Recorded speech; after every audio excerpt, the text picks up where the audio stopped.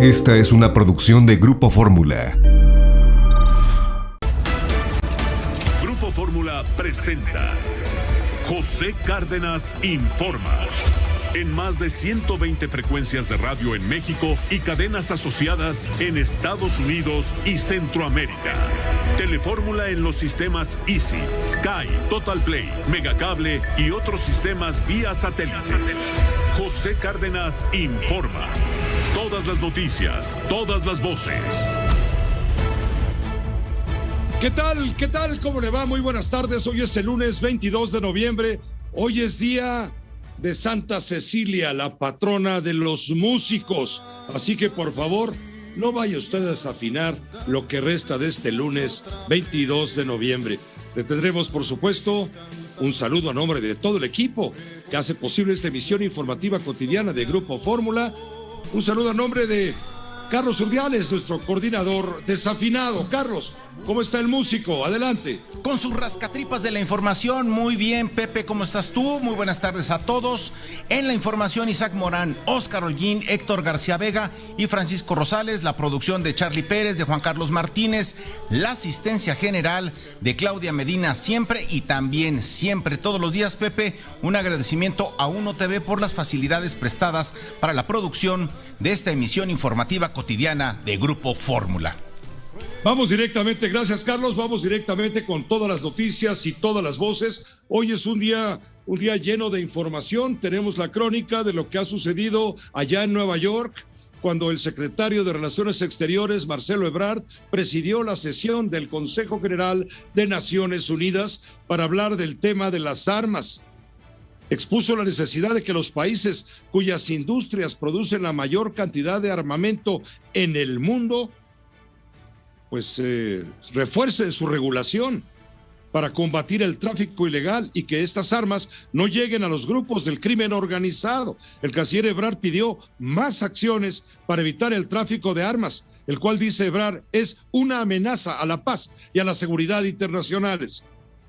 El tráfico ilícito y el desvío de armas pequeñas y ligeras, así como su acumulación y proliferación en distintas zonas del mundo, es una amenaza a la paz y a la seguridad internacionales. El tráfico de armas es un fenómeno global que afecta gravemente y en múltiples dimensiones a la población civil, destruye el tejido social, propicia la violencia, en especial contra grupos vulnerables, genera desplazamientos y flujos irregulares de personas que desean escapar de contextos de inseguridad. Muchos son los esfuerzos que desde las Naciones Unidas se han emprendido para fortalecer la cooperación y acción conjunta que permitan prevenir y contrarrestar las prácticas ilegales en el mercado de armas pequeñas y ligeras, así como sus terribles consecuencias. Sin embargo, nuestros esfuerzos han sido, debemos reconocerlo, insuficientes. En esta sesión del Consejo de Seguridad de la ONU, que como usted sabe, durante el mes de noviembre preside México, coincide justamente con el día en que los 11 principales fabricantes de armas en la Unión Americana deben responder a la demanda que interpuso México en el mes de agosto pasado ante la Corte de Justicia de Massachusetts por el comercio negligente justamente del armamento.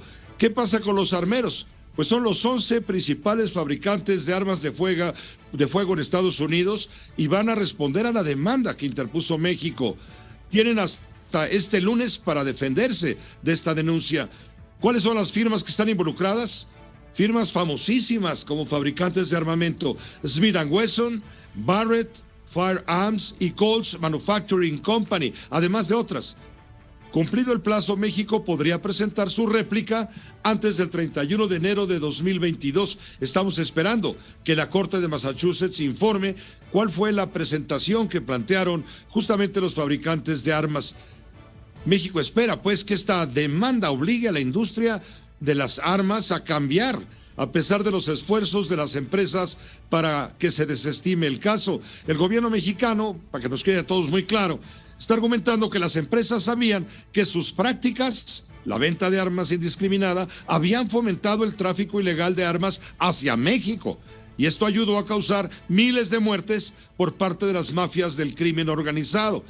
La industria armamentista ha rechazado las acusaciones del gobierno mexicano, por ello será muy importante saber cómo van a reaccionar justamente los armeros a esta demanda que está planteando México ante la Corte en Massachusetts.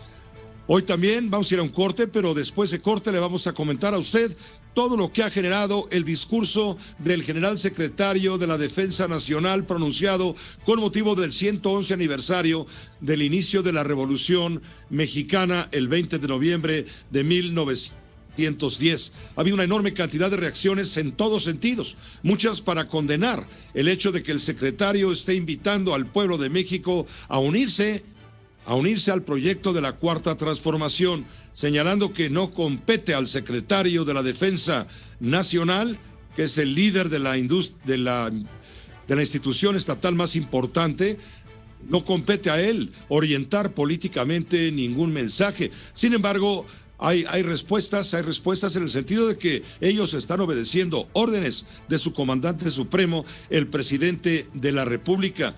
Hay mucha reacción, como también ha habido muchos comentarios acerca de la portada que dedicó el diario español El País a la jefa de gobierno de la Ciudad de México, Claudia Sheinbaum, al colocarla en la portada del País semanal, ataviada con un sencillo vestido blanco, no falta quien dice, pero con la conciencia negra.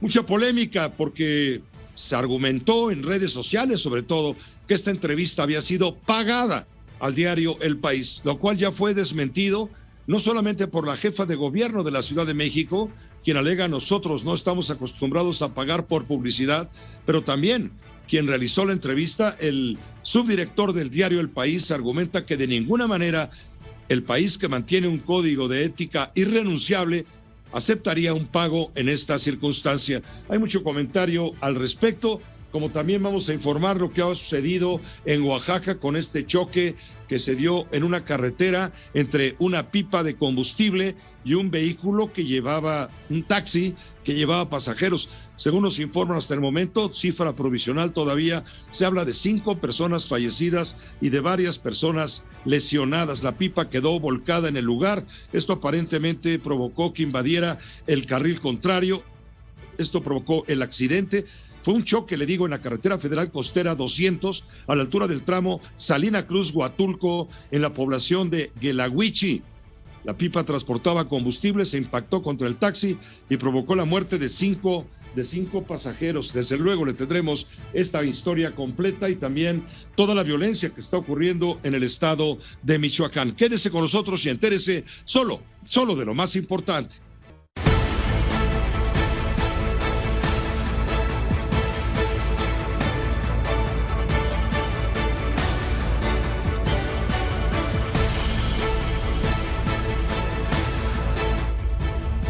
Lo comentábamos hace un momento antes de ir al corte.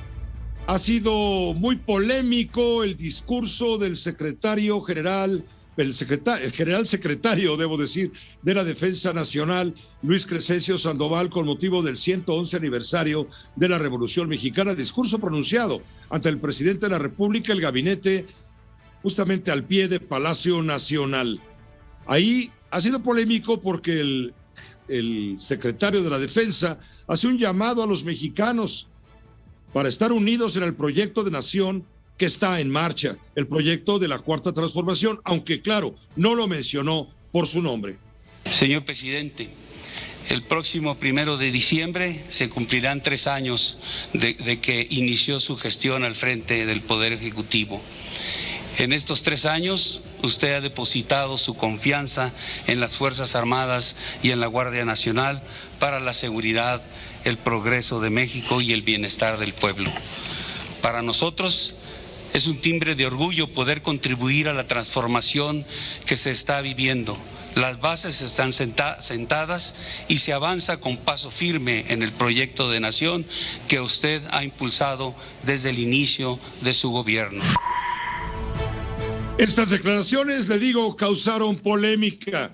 Por lo pronto, en el Senado de la República. Israel Aldave, tú la recogiste, te escuchamos.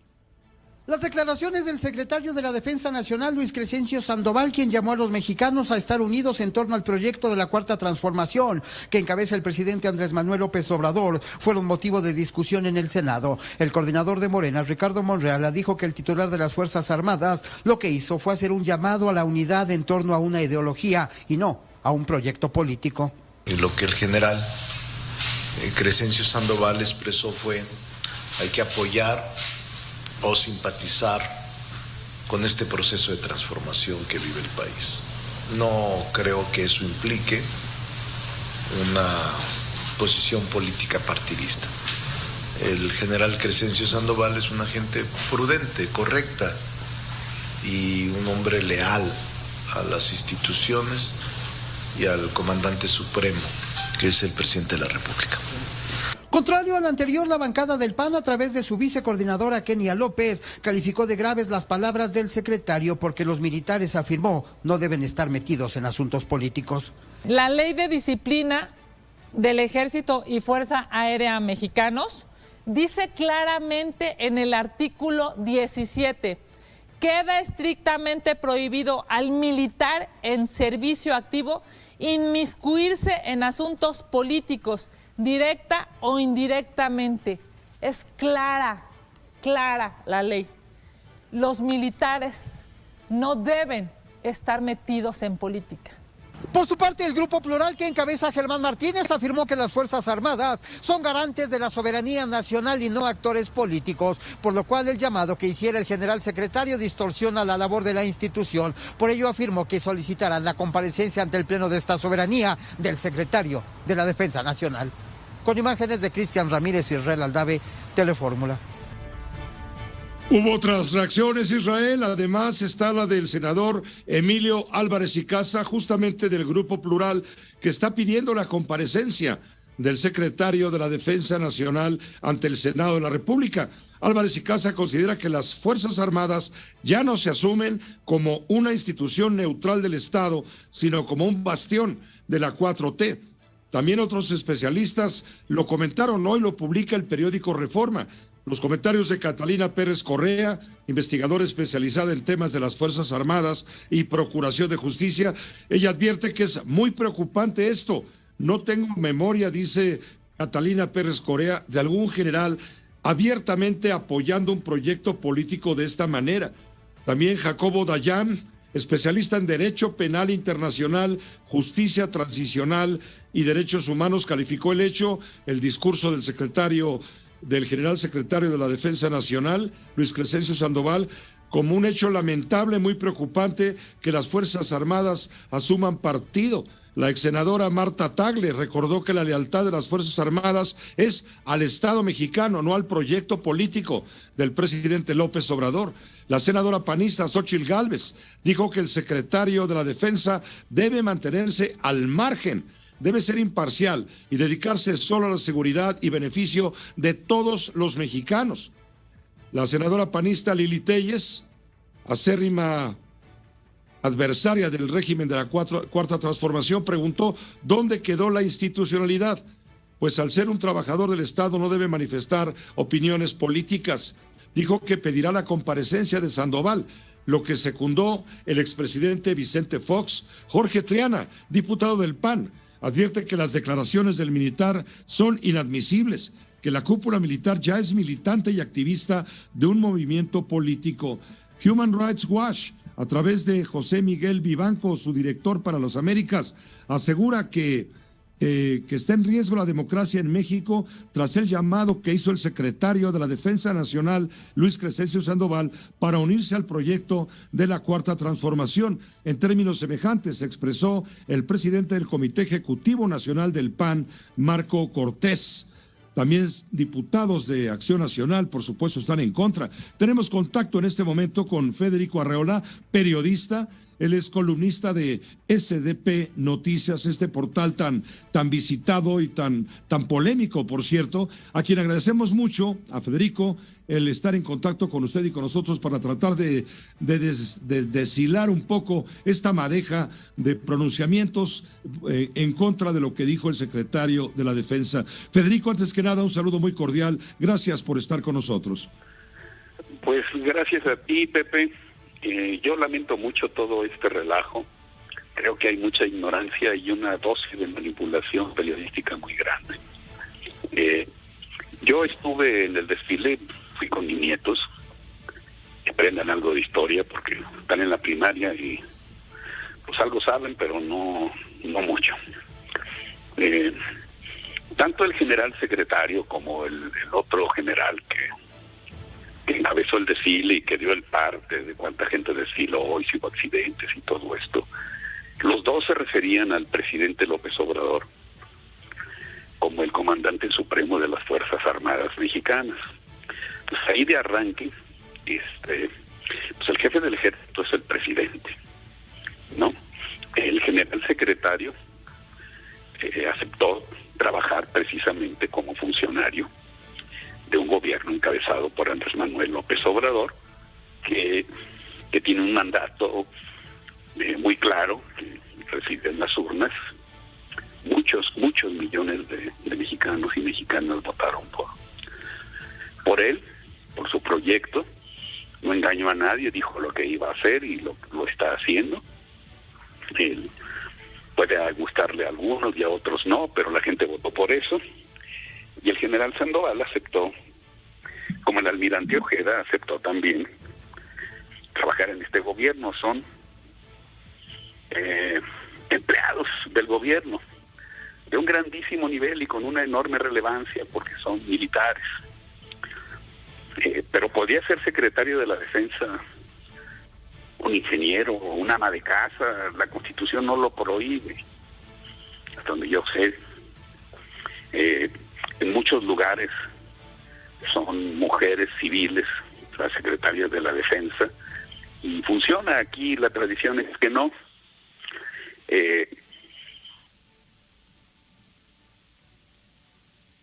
Sí, Federico. Sí, Federico, creo que se cortó la llamada. Vamos a tratar de restablecerla, esta reflexión, este análisis de Federico Arreola, refiriéndose a los comentarios que ha detonado el mensaje del secretario de la Defensa Nacional sobre la necesidad de que los mexicanos nos unamos al proyecto de la Cuarta Transformación. Le está pidiendo el presidente de la República, le está pidiendo el secretario de la Defensa a los mexicanos, le está pidiendo a los mexicanos una adhesión política al proyecto del partido que está en el gobierno. Y eso es lo que se está comentando, se está criticando, que los soldados no deben de meterse en partidarismos políticos, independientemente de que finalmente las Fuerzas Armadas dependen, como lo establece la Constitución, de las órdenes del comandante supremo, el presidente de la República. Dice, por ejemplo, Héctor Aguilar Camín, historiador, periodista, dice que la toma de partido por el proyecto del grupo en el poder pone en entredicho la neutralidad política del orador. Dice además Aguilar Camín, el general secretario no puede invocar la unidad nacional cuando llama a secundar un proyecto de gobierno que es cualquier cosa menos una oferta de unidad y que hoy por hoy, después de la elección de junio, no tiene la mayoría de los votos de los mexicanos. Federico, hemos recuperado la llamada. ¿Me escuchas, Federico? Bueno, creo que no se logró la comunicación, pero sí ha habido, le digo, muchos comentarios. Incluso Jesús Silva Herzog Márquez, quien por cierto también es colaborador en este espacio, hoy publica una colaboración muy amplia, muy profunda, muy seria en el periódico Reforma, donde dice que las armas son la verdadera garantía de lo público y la forma de asegurar que sus obras predilectas van a permanecer en la órbita del Estado es entregándoselas al ejército. Para convertir en irreversible una decisión política hay que ceder su dominio a las corporaciones militares y por ahí se va Jesús Silva Herzog Márquez. ¿Ahora sí me escucha, Federico? Te escucho bien, Pepe. ¿Tú a mí? Sí, perfectamente. Nos quedamos en que estabas comentando la reacción que ha suscitado este llamado del secretario de la Defensa a la unidad de los mexicanos en torno al proyecto del gobierno del presidente López Obrador. En torno al proyecto de gobierno del presidente López Obrador, en el que participa el general secretario. El general secretario es un funcionario más del gobierno del presidente López Obrador. quien por cierto es el jefe de las Fuerzas Armadas. El general secretario no es alguien aparte del gobierno de López Obrador, es un funcionario del gobierno, por lo tanto cree en el proyecto de este gobierno como creen millones de mexicanos que votaron por este proyecto político. O sea, el general secretario... Pero se vale que pida la adhesión de los mexicanos a ese proyecto, alguien que debe estar, por supuesto, como garante de la paz y la seguridad nacionales, independientemente de quién gobierne. A ver, por supuesto que se vale. Para empezar, el general no hizo ningún llamado partidista ni político. Aquí, ¿sabes qué pensé cuando leí el texto de Aguilar Camín en la mañana en Milenio? Que Aguilar Camín es, con la pena, pero ladró como los perros de rancho. Al periódico Reforma, el día del desfile, que fue el sábado, se le ocurrió editorializar el discurso del general secretario y decir que había hecho un llamado a favor de la partidista.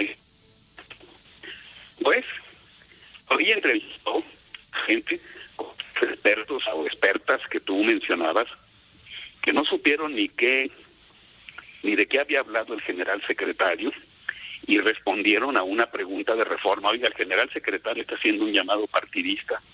Pues ellos se escandalizaron y dijeron que es condenable. Todo esto el sábado y el domingo.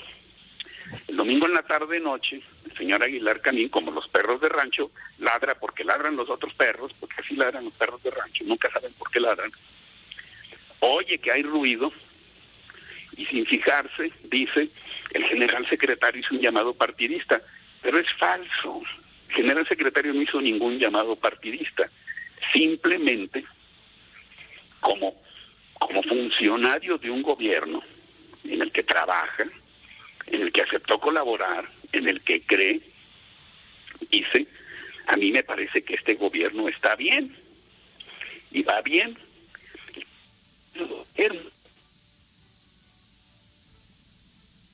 Se perdió la comunicación otra vez, caray. Lamentamos mucho que no tengamos una comunicación fluida, en este caso con el periodista Federico Arreola, quien está explicándonos su perspectiva de la profundidad del mensaje, de la intención del mensaje del secretario, que ha sido interpretado de muchas maneras, pero dice Federico, no de la manera correcta. Vamos a hacer una pausa, a ver si logramos una mejor comunicación y continuamos con usted.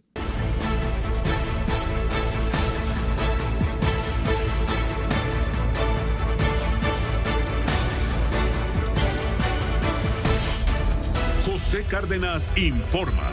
Todas las noticias, todas las voces.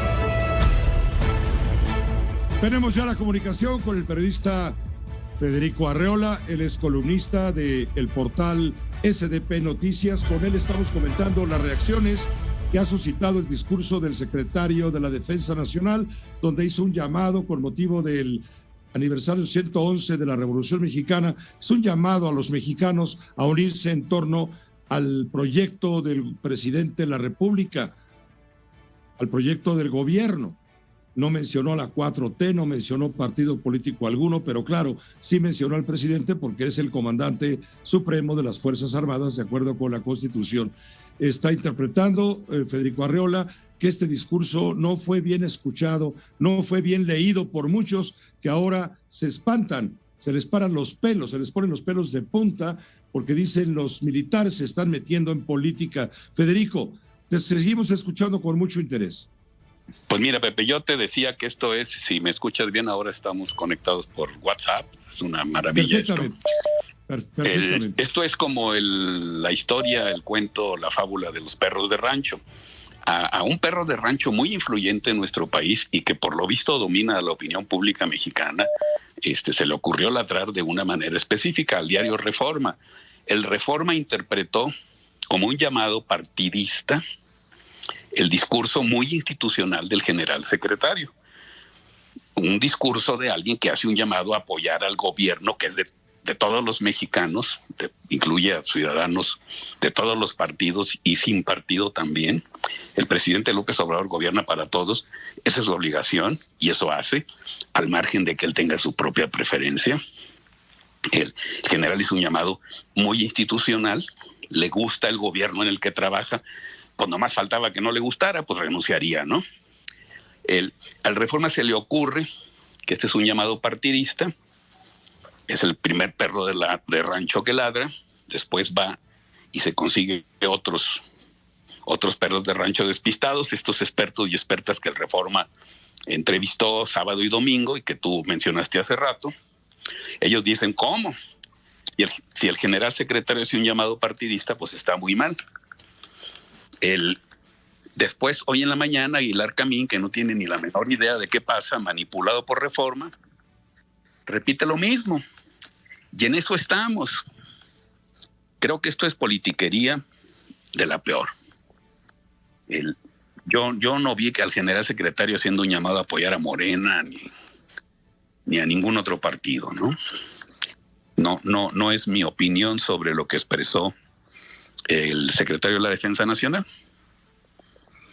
Y creo que... Tú mismo decías, tuviste que leer detalladamente lo que escuchaste en la voz del secretario de la Defensa Nacional, pues para entender justamente lo que estaba expresando en su mensaje. Bueno, es que yo estuve ahí, por ahí andaba yo viendo el desfile con mis nietos. Sí. O sea, paseando, y no escuché nada de lo que dijo Reforma y de lo que dijeron sus expertos. Hoy en la mañana, cuando hoy veo a Aguilar Camín, veo a Reforma insistir en eso, digo, pues voy a leer de nuevo lo que dijo el secretario, y en mi artículo de SDP Noticias puse, voy a citar lo que el Reforma cita del discurso del secretario, y no encuentro nada que medianamente parezca un llamado partidista de ningún tipo. Es el llamado a apoyar a un gobierno, que es el gobierno de todos, porque entre todos lo elegimos, nos guste o no, ganadores y perdedores en 2018, ese es el gobierno que elegimos entre todos. Un gobierno tú calificas la reacción que hemos estado comentando como una reacción de gente ignorante que no sabe exactamente leer o interpretar, sino que se está yendo con unas tendencias de una oposición no racional. Yo califico esto como gente ignorante en el sentido de que gente inteligente como Aguilar Camín, como estos otros senadores que opinaron, o los expertos, o Lili Telles, etcétera, si se hubiesen tomado la molestia de pensar por ellos mismos, no estarían diciendo todo esto. Ellos leyeron lo que dijo Reforma, y Reforma, por lo visto, hace lo que se le da la gana con las mentes, los cerebros, y con las opiniones de intelectuales que yo consideraba muy independientes, no en lo político, como analistas, muy objetivos, muy capaces de pensar por sí mismos, como Aguilar Camín. Por lo visto Reforma los manipula como se le antoja y responden como ellos quieren. No analizaron bien y están... El griterío es espantoso, insisto, son los perros de rancho, no saben por qué están ladrando. Digo, nomás faltaba que el general secretario que trabaja en el gobierno del presidente López Obrador no apoyara al gobierno en el que trabaja. Un gobierno que, insisto, pues ya no es de Morena, es un gobierno de todos, porque en una elección ni siquiera competida, en una elección nacional con mucha participación, millones y millones, una votación récord, eligió a Andrés Manuel y a su proyecto para gobernar. En el 24 veremos si la gente quiere seguir con esto o no. Pues es otra historia. Antes, desgraciadamente, no se nos permitió elegir. Tú sabes, Pepe, lo hemos discutido muchas veces. Sí. Yo estoy convencido de que hubo un gran fraude en el 2006. Por cierto, una película que hizo Luis Mandoki, en la que yo colaboré un poquito juntando recursos, va a presentarse en Los Pinos el próximo domingo, creo, en un evento de la Ciudad de México. Por ahí lo había anunciado.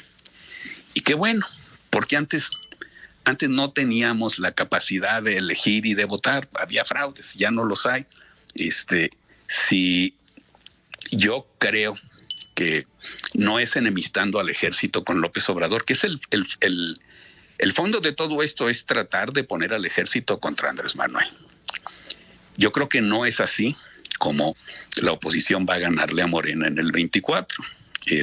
La oposición va a ganarle a Morena en el 24 si se organiza, si trabaja, si es muy seria en sus propuestas, si hace, pero con este tipo de cosas, pues espanta. Yo en mi artículo de hoy criticaba este llamado del Reforma y de los otros perros de rancho como Aguilar Camín, etcétera, que insisten en que el general hizo algo malo, no hizo nada malo. Yo lo interpreto como ganas de quitarle apoyos a López Obrador. Y mencionaba yo a un queridísimo Jorge Castañeda, que en Nexos se lamenta, casi llora, porque el presidente Biden de Estados Unidos no se peleó con López Obrador en Washington. Imagínate nomás. Uh-huh. Unos quieren que el ejército se distancie de López Obrador, se distancie del gobierno en el que este ejército cree y en el que el general secretario participa, el almirante secretario participa, porque ahí trabajan y aceptaron trabajar, quieren que se separen y se peleen. Y además otros de las mismas tendencias quieren que el gobierno de Estados Unidos venga y ponga orden aquí. Hombre, pues mejor que se organicen y ganen las elecciones, ¿no? Y si las ganan, pues todos los vamos a respetar. Y ya me gustaría preguntarte, si me permites, Federico Arreola, al margen, me gustaría preguntarte tu opinión sobre esta polémica portada del País Semanal donde aparece Claudia Sheinbaum, que como tú sabes aquí es señalada como la favorita del presidente de la República para aspirar a la presidencia en 2024. Un asunto que también desató enorme polémica, que si lo pagó, que si no lo pagó. Ya el propio subdirector del diario, que realizó la entrevista en el mes de octubre, él alega que de ninguna manera esa entrevista fue pagada. ¿Qué opinas tú de todo este ruido? Porque hay que encuadrarlo en el proceso de la sucesión adelantada, ¿no crees?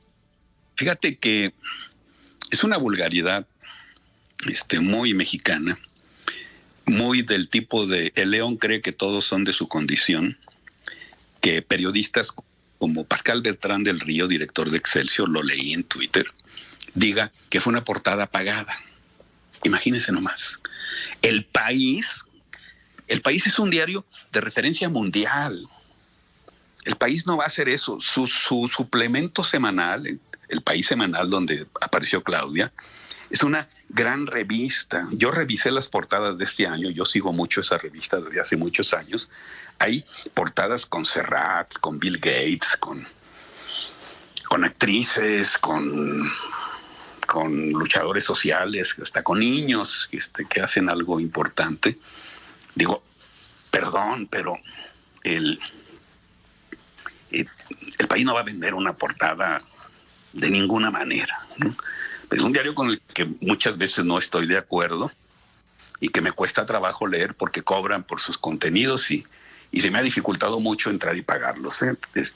Es un problema mío de mi incapacidad de internet, pero es un diario muy serio. Entrevistaron a Claudia. ¿Cuál fue el problema? Que se vistió de blanco. Ahí va Lili Telles con mucha misoginia a criticar el vestido blanco de Claudia. Digo, híjole, Lili es una señora elegante. ¿Qué le duele que Claudia haya salido bonita? Digo, en el buen sentido de la palabra, se veía bien con el vestido blanco. El redactor del País, a quien conozco y es muy buen periodista, una vez me entrevistó, por cierto, por otro asunto. Él dice lo que dice muchísima gente, que Claudia es la favorita. Bueno, pues es la favorita. Ya se verá si gana la carrera o no la gana. En Morena primero y después en las presidenciales. No sé, a mí me pareció más importante que la portada del País Semanal, con todo el cariño al país, el artículo que escribió Claudia en una edición del Economist del Reino Unido, que es una revista muy importante en el mundo de los negocios. Muy influyente, claro. Es una de las Biblias del capitalismo. La otra sería el británico Financial Times. Y pues no sé, es demasiado lío el que se hizo, demasiadas ofensas contra Claudia. A mí me parece que me decía alguien, son ofensas motivadas por la misoginia. Yo respondí, bueno, más bien por la sucesión presidencial, y me corrigieron en WhatsApp, un amigo. Bueno, es misoginia motivada por la sucesión presidencial. Yo no sé si Claudia va a ganar, si va a ser la candidata de Morena, pues eso pues ya se verá. Marcelo Ebrard no está manco y está haciendo su trabajo. A Monreal no lo veo. Después de eso, yo no sé si Claudia le ganaría, por ejemplo, a un Lorenzo Córdoba si renuncia a tiempo del INE. Creo que sería un formidable candidato de oposición. O a un Luis Donaldo Chico, al que yo veo en las encuestas muy sólido. No sé si le alcance. Falta mucho para eso. La portada hizo ruido muchísimo, lo sigue haciendo. Hay un tema ahí que se presta para una broma. Lo de Vietnam. Pues Claudia contó que ella de niña, pensó que había contribuido al fin del conflicto en Vietnam, porque participó en alguna actividad de protesta, como participó en ese tiempo muchísima gente, y todos estábamos, yo soy mayor que ella y recuerdo que yo estaba asustado ante la posibilidad, decían en Monterrey, no sé ni quién, de que nos fueran a llevar a la guerra en Vietnam a los mexicanos. Fue un comentario bien redactado por el periodista del País, Javier Lafuente. Javier Lafuente, el subdirector del periódico. El subdirector en México, muy buen periodista, de verdad. Híjole, acusar de venida a esta gente, son periodistas muy serios, ¿no? Ahora dicen que el País es de Iberdrola, imagínate nomás, con qué pendejada salen, ¿no? Bueno, Federico, pues te agradezco muchísimo el que nos hayas respondido la llamada, la invitación para comentar estos dos hechos de pasada, ¿no?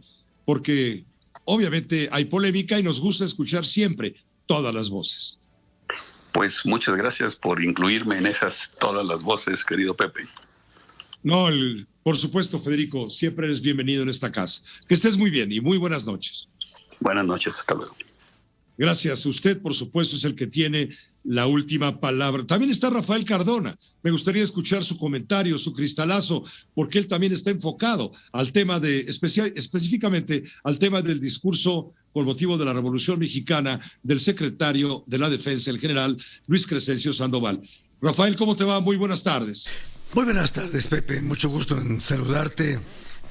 Me perdonarás que traigo esta voz un poco así como cavernosa, pero pues el aire y el frío y todo lo demás. Bueno, Pepe, yo creo que este discurso del señor general secretario nos coloca no por primera vez ante una declaración de esa misma categoría. Yo recuerdo que en otra ceremonia del Día del Ejército, el general secretario también externó el respaldo de las Fuerzas Armadas a la obra de construcción nacional que ha emprendido el presidente de la República. Creo que no es la primera vez que lo dice, quizás fue la primera vez que lo dijo en los tonos que llamaron tanto la atención en esta ocasión del 20 de noviembre. Sin embargo, y no por tratarse de una reiterada oferta de respaldo y lealtad al presidente, debemos olvidar algunas cosas que son importantes. Yo no creo que la lealtad de las Fuerzas Armadas sea únicamente a su comandante supremo. Nadie le quita al presidente de la República lo que la Constitución le otorga. La Constitución le otorga el mando supremo del Ejército, de la Fuerza Aérea, de la Marina, ahora también de la Guardia, porque así es la estructura del Estado. Pero no son los militares, sobre todo los mandos militares, no son empleados del gobierno. Son responsables de la seguridad nacional y deben responderle al Estado, no al gobierno. ¿Cómo se le responde al Estado si el Estado no es una persona a la cual le puedas ir a tocar la puerta? Se le responde al Estado acatando el mandamiento constitucional. no acatando las directrices políticas de uno o de otro gobierno. Yo creo que si en otros tiempos alguno de los anteriores secretarios de la Defensa hubiera aplaudido lo que se ha llamado el proyecto de nación de la Cuarta Transformación, habrían sido mucho peores las reclamaciones y las quejas. Y en este sentido, Pepe, hay algo que a mí me llama mucho la atención de lo que dice el señor secretario. Él habla de un proyecto de nación. Yo no creo que México sea una nación en proyecto, porque un proyecto es algo que todavía no se consolida y que no existe y que no está ahí. México es una nación constituida con instituciones importantes, una de ellas son las Fuerzas Armadas, y entonces yo creo que esa frase del proyecto de nación pues resulta hasta ofensivo si se analiza desde el punto de vista constitucional. Esta nación no es un proyecto. Esta nación es el hogar de 130 millones de mexicanos con una integridad territorial que el ejército debe conservar, preservar y hacer respetar. Esa es su primera función. Y para hacerlo debe guardarle lealtad a la Constitución y a la nación. Por eso es el ejército nacional, no el ejército gubernamental. El jefe de las Fuerzas Armadas, el jefe supremo de las Fuerzas Armadas, no es propietario del ejército. Y si ahora el general secretario le agradece al presidente que en estos 3 años haya sido lo suficientemente generoso para otorgarles la confianza y darles un montón de cosas que no están inherentes a la condición de la vida castrense, como construir sucursales de bancos y custodiar vacunas y construir un aeropuerto y una pista y una carretera. Ese es otro asunto. Esa sí es la parte operativa del ejército, pero la parte sustantiva del ejército no puede estar adherida a un proyecto político. Y claro, el señor secretario no mencionó ni al partido ni a la Cuarta Transformación, pero en estos tiempos, en este contexto, la palabra transformación solamente tiene un sentido. Y al aludir a ese sentido se está aludiendo al constructor de esa idea que quiere incorporar su proyecto a la nación. Pero no podemos seguir hablando de que estamos proyectando una nación como si estuviéramos proyectando una obra pública. Entonces yo creo que sí, el secretario de la Defensa se dejó llevar quizás por la gratitud de las condecoraciones y de las muchas misiones y tareas que se le han encargado al ejército, pero una cosa es su sentimiento personal frente al jefe del Estado y otra, su absoluto apego al Estado. El ejército debe proteger al Estado nacional, no únicamente al presidente de la República. No son sus guardianes, son los guardianes de la nación. Gracias, Rafael, por este comentario. Gracias, Pepe, mucho gusto y buenas noches. Mejórate pronto esa voz, nos hace falta. Ya. No, que se me quede así la voz. Que se oiga transparente y lejana también. Ahora que ya no está mi amigo Enrique Rocha, pues a ver si le gano, ¿no? Que te den algún papel por ahí de vampiro de la zona rosa. Que te vaya muy bien. Gracias. Buenas noches. Gracias. Vamos a una pausa muy breve. Vamos a hablarle de toda la violencia que se ha suscitado en las últimas horas en los estados de Michoacán, sobre todo, pero también en Guerrero y Jalisco.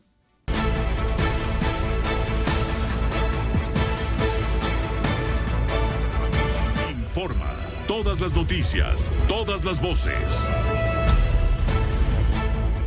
Tenemos la comunicación en este momento con mi compañera Lupita Tomás de la agencia Cuadratín allá en Oaxaca. Ella tiene datos precisos, los últimos datos sobre este choque del cual hablábamos al inicio de nuestra transmisión, ocurrido en Oaxaca, un choque de carretera que deja como un saldo provisional 5 personas muertas. Lupita Thomas, adelante, ¿cómo te va? Buenas tardes. Lupita, ¿me escuchas?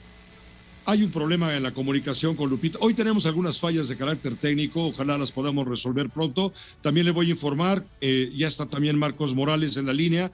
Marcos Morales es de Raza Informa. Él tiene información, tiene datos sobre la violencia ocurrida en el estado de Michoacán. En menos de 24 horas asesinan a 11 personas en Michoacán. Marcos Morales, vamos contigo primero, adelante.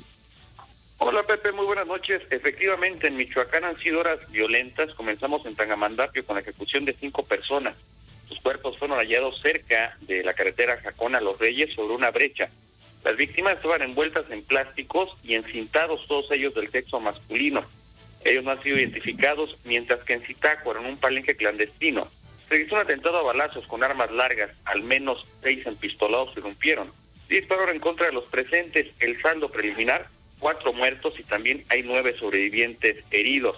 Además, en Zitácuaro, ya durante esta mañana, fueron localizados otros 2 cadáveres con huellas de violencia sobre la carretera a Tuzantla, mientras que en Cuitzeo, el pasado fin de semana, se registró un ataque con armas largas en un bar en la zona centro. El saldo, 2 muertos y 6 lesionados. Esta situación ha movilizado a personal de la Policía Michoacán, Sedena y Guardia Nacional. Sin embargo, no hay reporte de detenciones relacionadas con estos casos, Pepe. Pues sí, pero es la violencia de la cual tenemos que informar prácticamente cada fin de semana, que está manchando de sangre justamente estados tan violentos como Zacatecas, Jalisco, Michoacán, el estado de Guerrero, en fin, violencia que parece lugar común, pero violencia que no para. Nuevamente jornada violenta en el país. Te agradezco la información, Marcos Morales. Gracias a Raza Informa por esta colaboración especial. Quedamos al pendiente, con todo gusto. Gracias, que te vaya muy bien, muy buenas tardes. Y tenemos contacto en este momento ya establecimos la comunicación de manera correcta con Lupita Thomas de la agencia Cuadratín. Ella tiene datos de este accidente carretero con saldo de 5 muertos. Lupita, adelante, ¿cómo te va? Buenas noches. Bueno, hay problemas. Vamos a ir a un corte y regresamos con usted en un momento más en lo que arreglamos aquí los desperfectos técnicos.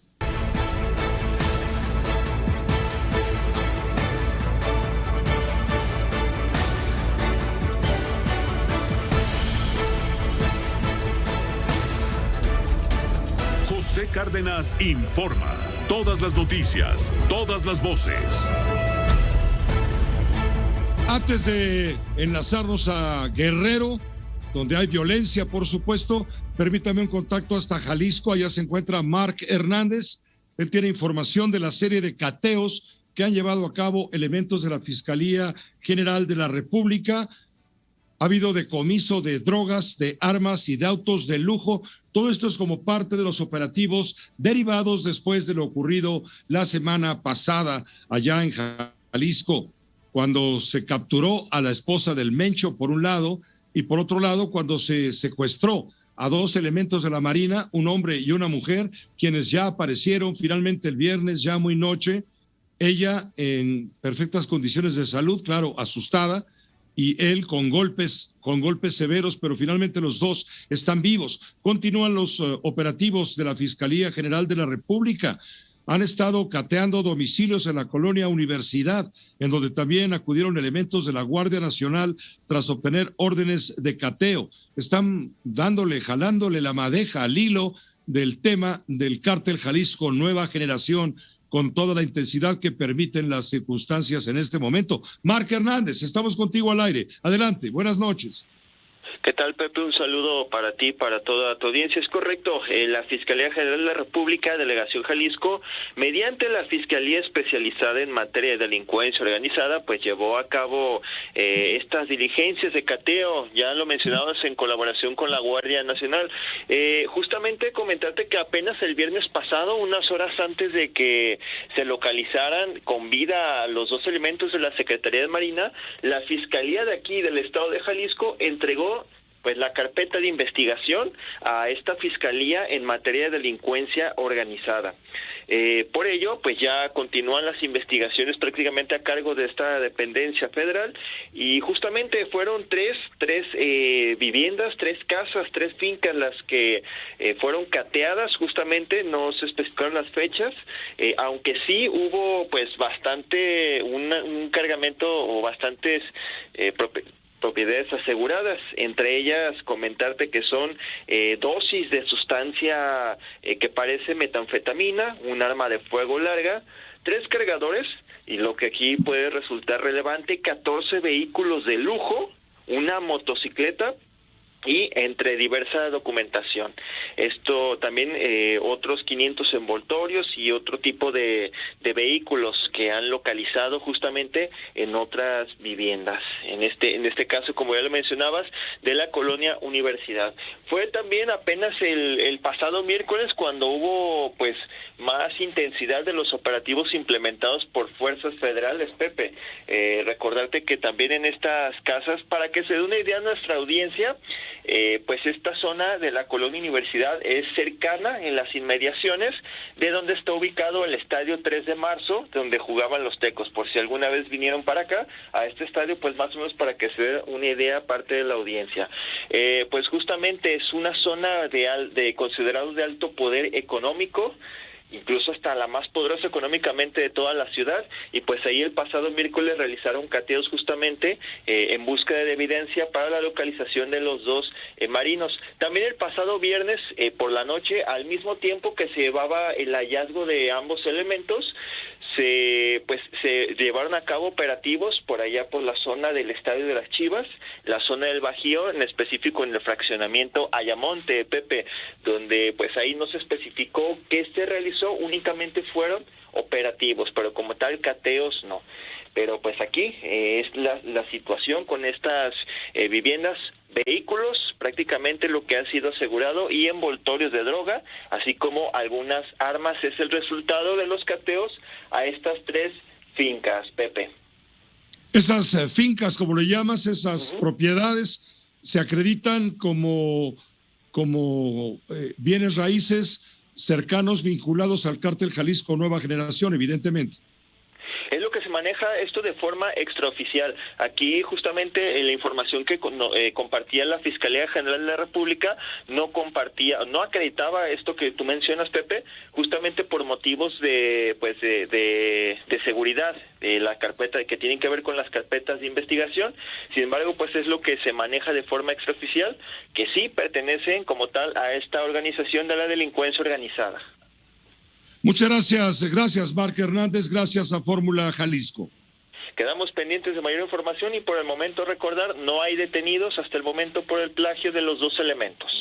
Precisión con esto. No hay detenidos ni tampoco como resultado de los cateos a las fincas. Gracias, que estés bien, buenas tardes.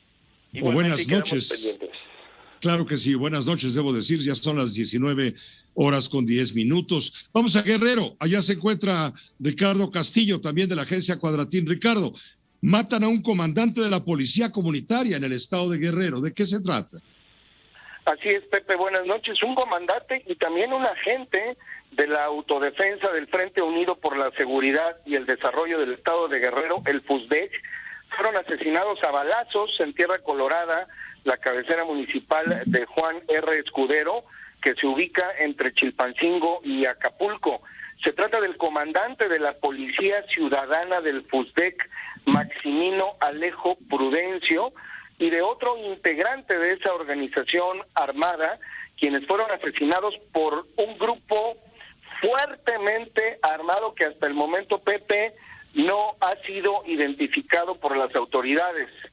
De acuerdo con reportes oficiales, la mañana de este lunes hubo un tiroteo en la colonia San Antonio de Tierra Colorada, a unos metros de la cancha conocida como Conazupo. Las víctimas quedaron dentro de una camioneta Ford de color negro que tenía varios impactos de bala.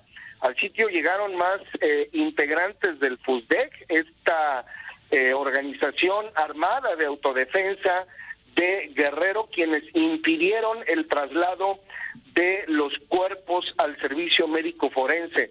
La Fiscalía General del Estado ya informó que los 2 integrantes de la Policía Ciudadana del FUSDEC que fueron asesinados, pues fueron atacados con fusiles AR-15, fusiles de asalto Pepe AR-15. Pepe, la información de más violencia que seguimos padeciendo en Guerrero. Muchas gracias Ricardo, que estés muy bien. Gracias, Pepe, buenas noches. Gracias, buenas noches. Tenemos contacto con Lisset Cuello. Un grupo paramilitar, se llama Los Petules, despojó de dinero a la comunidad de El Nacimiento, esto en Ocosingo, Chiapas.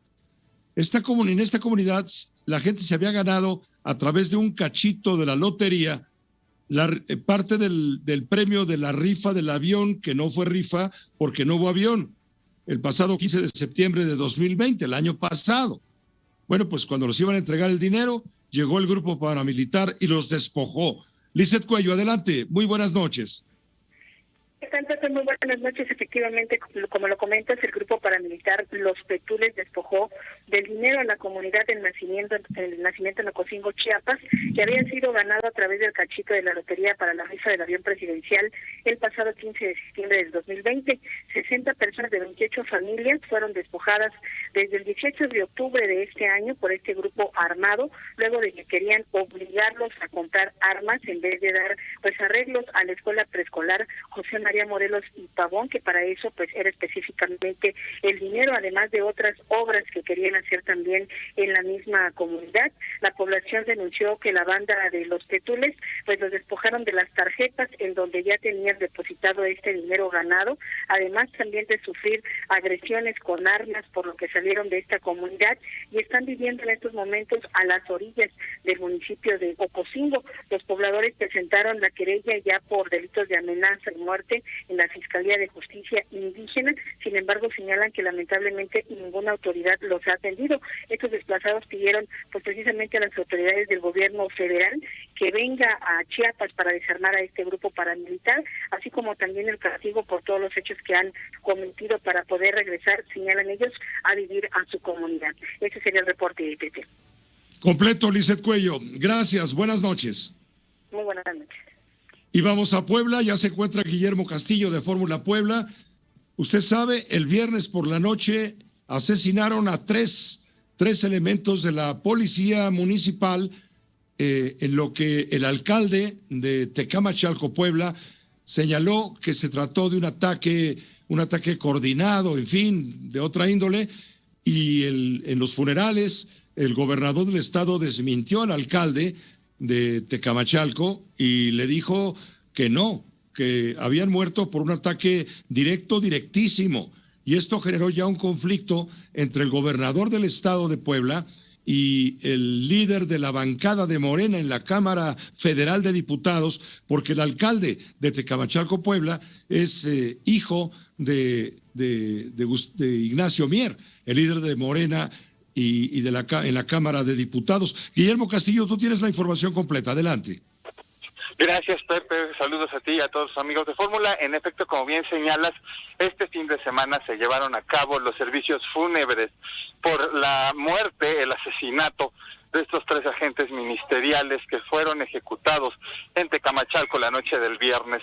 En estas exequias, en donde se hizo un pase de lista de los elementos que murieron, el gobernador Luis Miguel Barbosa Huerta aseguró que las investigaciones, los primeros resultados arrojan a que estos elementos fueron ejecutados. Señaló que se trató de un acto criminal que no quedará impune y que se llegará hasta las últimas consecuencias, porque el mandatario aseguró que si no se aclara este hecho, entonces no se le puede pedir a las fuerzas del orden que se entreguen en su máxima capacidad en el estado de Puebla. El gobernador también ofreció todo el apoyo del aparato burocrático en el estado para sostener a las familias que ahora han quedado sin su sostén. Por su parte, el fiscal Gilberto Higuera Bernal aseguró que se investigará apegado a la ley este hecho. Sin embargo, dijo, se ha encontrado en las investigaciones que se trató de una ejecución con una posición clara de tiro, es decir, de frente, con balazos en la cabeza para los 3 agentes ministeriales. Es el reporte. Sí, porque se había dicho en principio que no había sido un ataque directo, sino una confusión. Y esto corrige el gobernador. Se trató de un ataque directo, directísimo, porque fueron atacados desde una posición estratégica. No fue una confusión, como decía el alcalde de Tecamachalco, Ignacio Mier Bañuelos. El gobernador está muy molesto porque lo desmiente, y esto le va a generar un conflicto con Ignacio Mier, porque es el padre, que es el líder de Morena en la Cámara Federal de Diputados, también su compañero de correligionario, pues, de Morena. Te agradezco mucho, Guillermo Castillo, la información.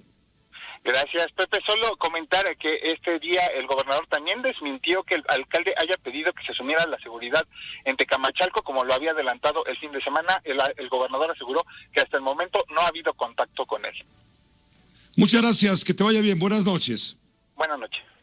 Gracias, es Guillermo Castillo de Fórmula Puebla. Ya tenemos contacto hasta Oaxaca con Álvaro Morales. Él tiene más información del choque carretero con saldo de 5 muertos. Álvaro, ¿cómo te va? Buenas noches. Pepe, buenas noches. Efectivamente, 5 personas murieron esta tarde tras un fuerte choque registrado entre un taxi y una pipa sobre la carretera costera en el tramo Salina Cruz-Huatulco, en la región de la costa de Oaxaca. Estos hechos, Pepe, ocurrieron alrededor del mediodía de este lunes, cuando el taxi número económico 028 del sitio Ejido fue impactado por una pipa, misma que volcó tras este impacto. Los cuerpos de 4 personas sin vida quedaron prensadas en la unidad del transporte público, mientras que el conductor del vehículo fue trasladado a un nosocomio, en donde finalmente murió por las graves lesiones. Al lugar, Pepe, acudió personal paramédico, así como policías estatales e integrantes de la Guardia Nacional y peritos de la Fiscalía General del Estado de Oaxaca para iniciar las indagatorias correspondientes. Es el reporte que tenemos. Completo, gracias. Buenas noches. Buenas noches, Pepe. Álvaro Morales de Fórmula Oaxaca. Vámonos, una pausa breve. Volvemos con usted. Vamos a tener contacto con José Antonio Crespo, analista político. Vamos a hablar de un comentario que hoy se publica en el Financial Times de Londres sobre el tema de la corrupción en México, señalando que nuestro presidente López Obrador no tiene por qué presumir el combate a la corrupción. En un momento, detalles.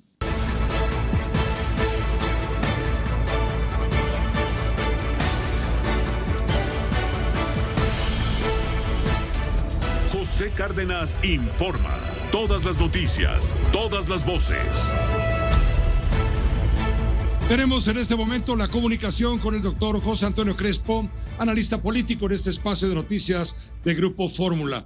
Hoy se publica en el Financial Times de Londres un comentario de un periodista, de la periodista Christine Murray, en donde este diario considera que en la lucha contra la corrupción, la lucha la considera Financial Times como una estrategia influenciada por la política y con poco que mostrar, que el presidente López Obrador tiene poco que presumir en este combate a la corrupción, es lo que dice Financial Times. ¿Qué te parece, José Antonio Crespo? ¿Cómo te va? Muy buenas noches. ¿Qué tal, Pepe? Pues efectivamente, mira, la prensa internacional no se engaña tan fácilmente como lo hacen muchos mexicanos. Entonces López Obrador ha manejado el asunto de la corrupción y la impunidad desde hace años, desde su larga campaña. Era uno de los temas fundamentales. Él ha dicho y ha insistido, incluso en foros internacionales como los recientes, que el problema de México, y no solo de México, sino del mundo, pero en particular de nuestro país, es la corrupción, por lo cual, y que prevaleció desde luego la corrupción en la época neoliberal. Por cierto, la corrupción viene desde hace mucho tiempo, desde antes que el neoliberalismo, pero a él le gusta asociar la corrupción con el neoliberalismo. Entonces dice que eso es lo que ha generado todos los problemas, básicamente en nuestro país: desigualdad, pobreza, abusos, falta de valores, y pues no todo se atribuye a la corrupción. Por supuesto que la corrupción es un gran problema, pero la forma de combatirlo es terminando con la impunidad. Él mismo lo ha dicho varias veces. él mismo ofreció que se iba a acabar la impunidad en su gobierno. Y lo que vemos nosotros, y lo que ven desde afuera también, las revistas internacionales, es que sigue siendo puro discurso, básicamente. Es decir, se habla y se habla y se habla de la corrupción, se dice que se está combatiendo, se dice que se están dando grandes avances, luego incluso se dice que ya se acabó la corrupción. En algunas mañaneras López Obrador ha dicho, se acabó la corrupción, y saca el pañuelo blanco. Total que en términos de la impunidad, ¿qué es la clave para terminar o para por lo menos reducir la corrupción? Pues no vemos nada. Tenemos a dos casos ejemplares. Rosario Robles, que ya se ha documentado de sobra que se le está aplicando la ley de manera indebida, se le está afectando el debido proceso, más allá de que pudiera tener una responsabilidad administrativa o legal como se asume, pero tiene que haber el juicio para que se vea hasta dónde llegó su responsabilidad y no estar en la cárcel ya más de 2 años sin que se le haga el juicio y con muchos elementos que en realidad están reflejando que se trata de una venganza política, no de un combate sistemático a la corrupción.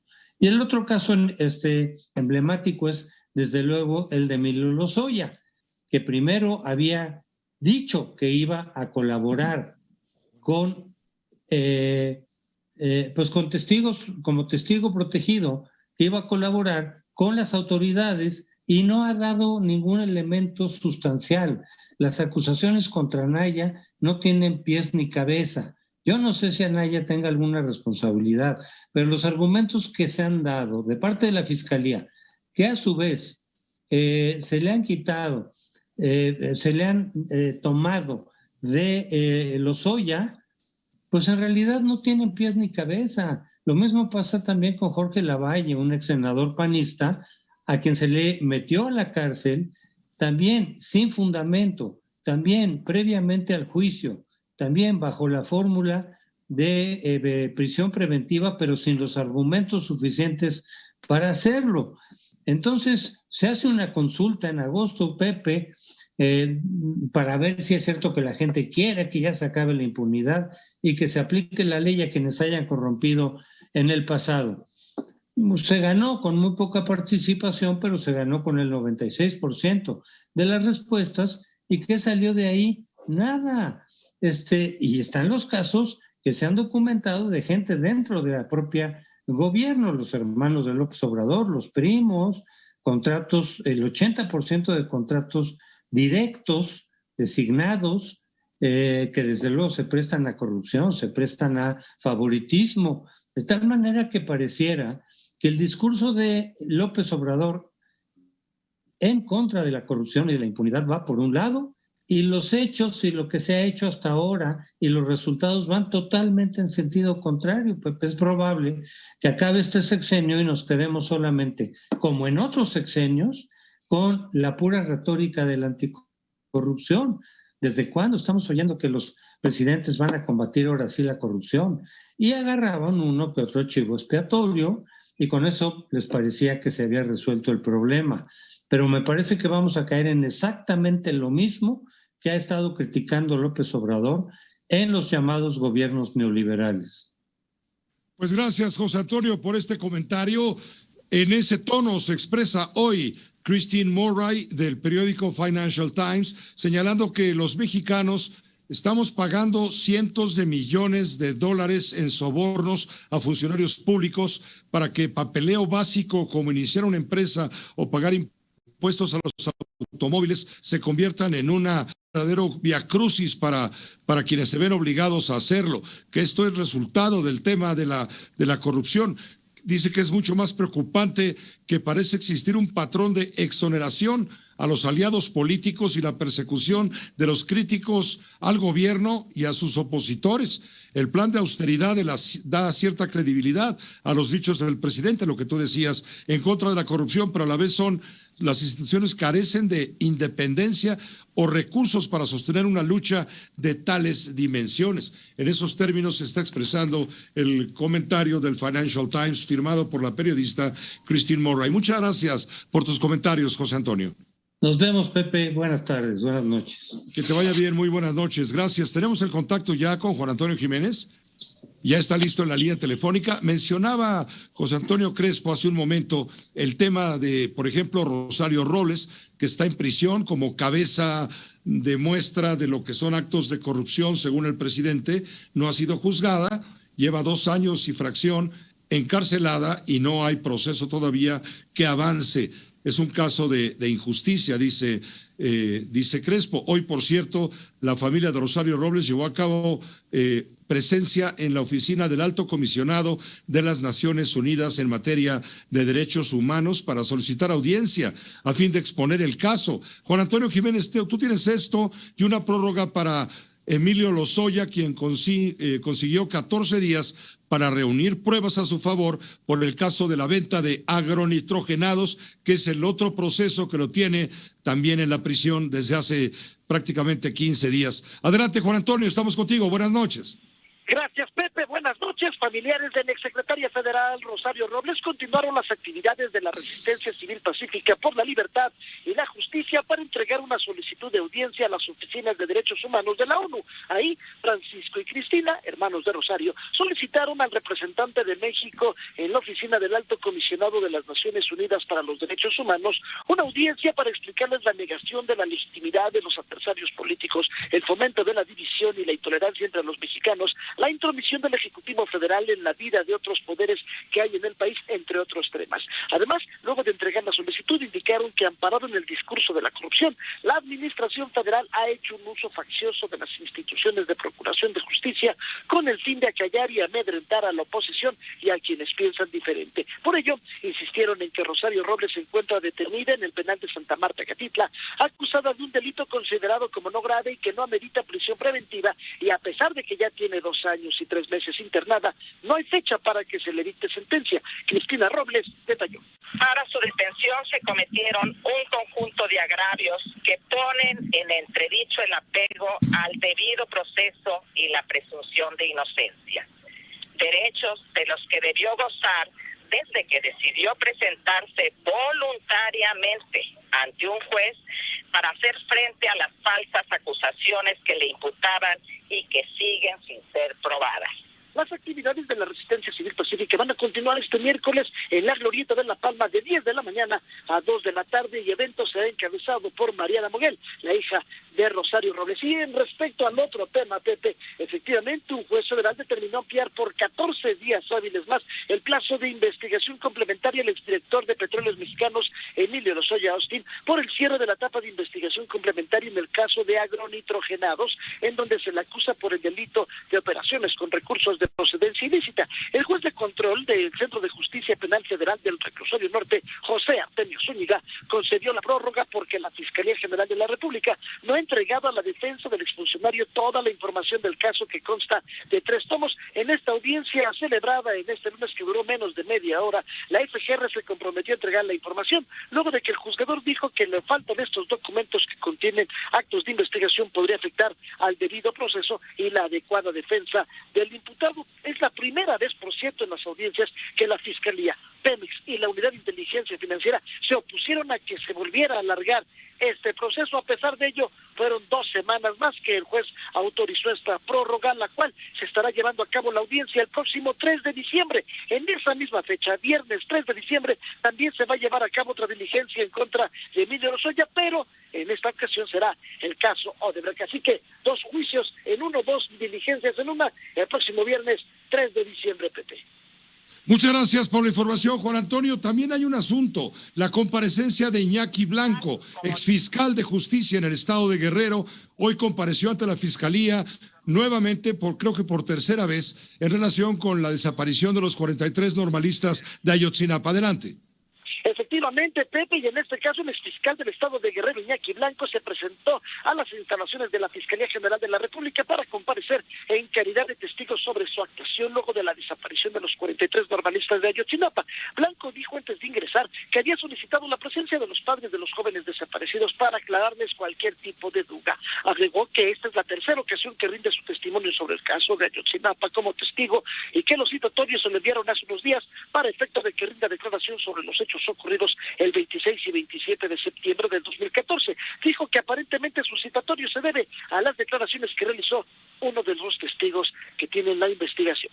Por ahí ha habido una serie de trascendidos, algunos de los mismos se focalizan o tienen que ver con el dicho de un testigo colaborador, al que se identifica como Juan, que yo he sostenido que es Gildardo López Astudillo, integrante de los Guerreros Unidos, que está más que acreditada su responsabilidad en los hechos, el carácter de perpetrador, de autor material e intelectual de la privación ilegal de los normalistas y su posterior desaparición. 8 horas duró esta diligencia en la Fiscalía General de la República y a la salida el exfiscal de Guerrero señaló que demostró las inconsistencias de este testigo denominado Juan y adelantó que continuará apoyando a las investigaciones federales. Pepe, el reporte.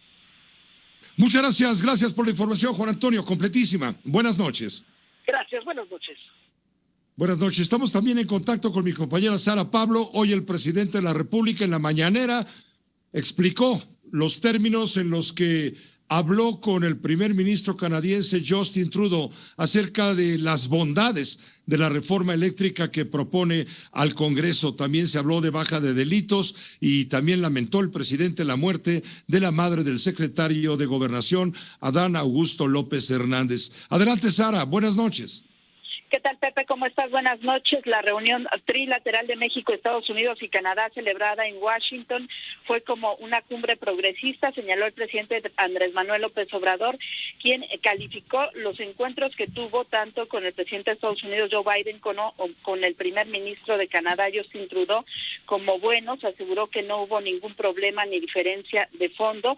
Detalló que invitó al premier canadiense a visitar México y le explicó todo lo relacionado con la iniciativa de reforma eléctrica y lo que dijo aprobaron en el pasado para la privatización del petróleo, así como las concesiones mineras que se entregaron, que equivalen casi a la mitad del territorio mexicano. Señaló que quedó claro la postura de México y que se trata de un asunto interno.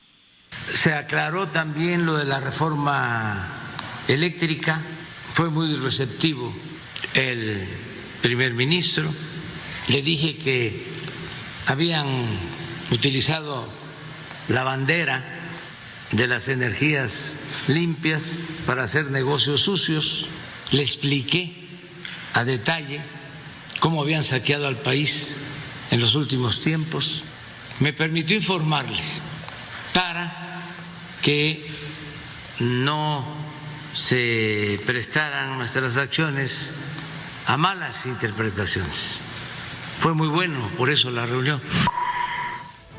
En el informe mensual de seguridad se reportó que en los primeros 10 meses del año los homicidios registraron una disminución de 3.9% en comparación con el mismo periodo del 2020. Se cometieron 2.714 asesinatos en octubre.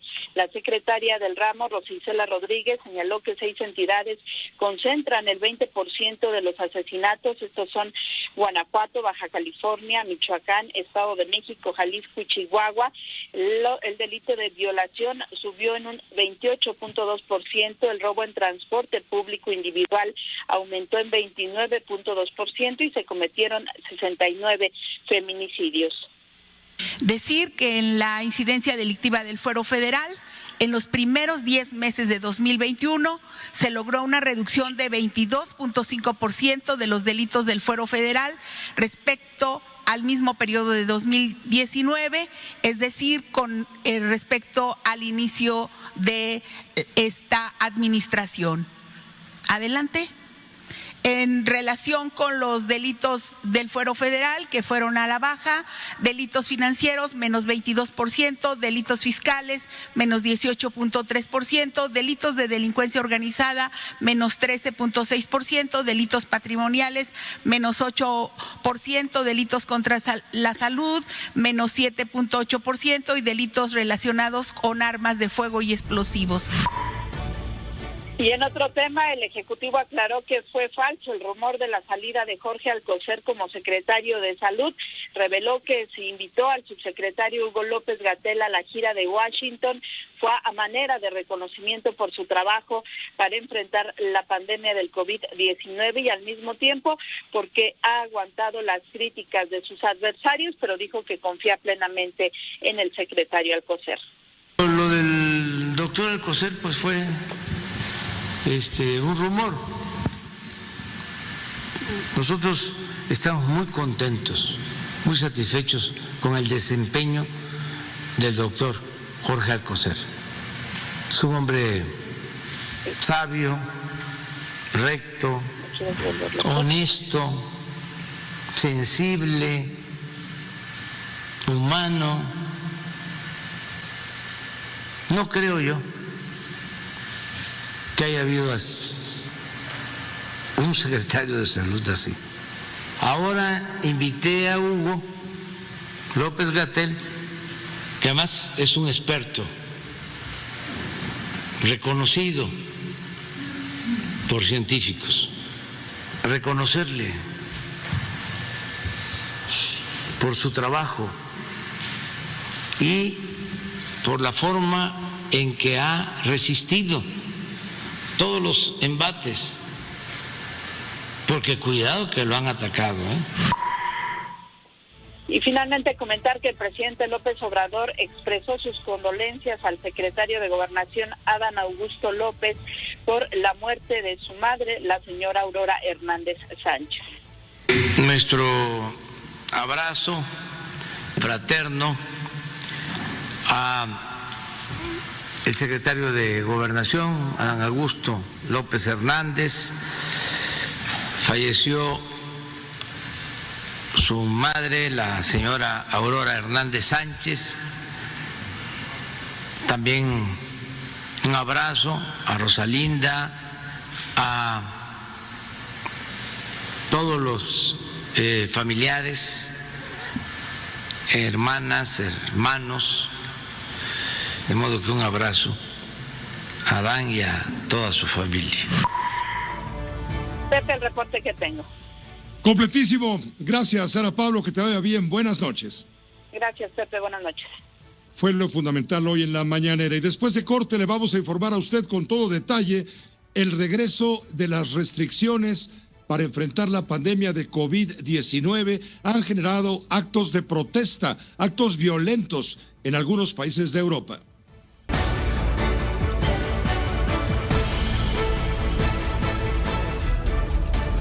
José Cárdenas informa. Todas las noticias, todas las voces.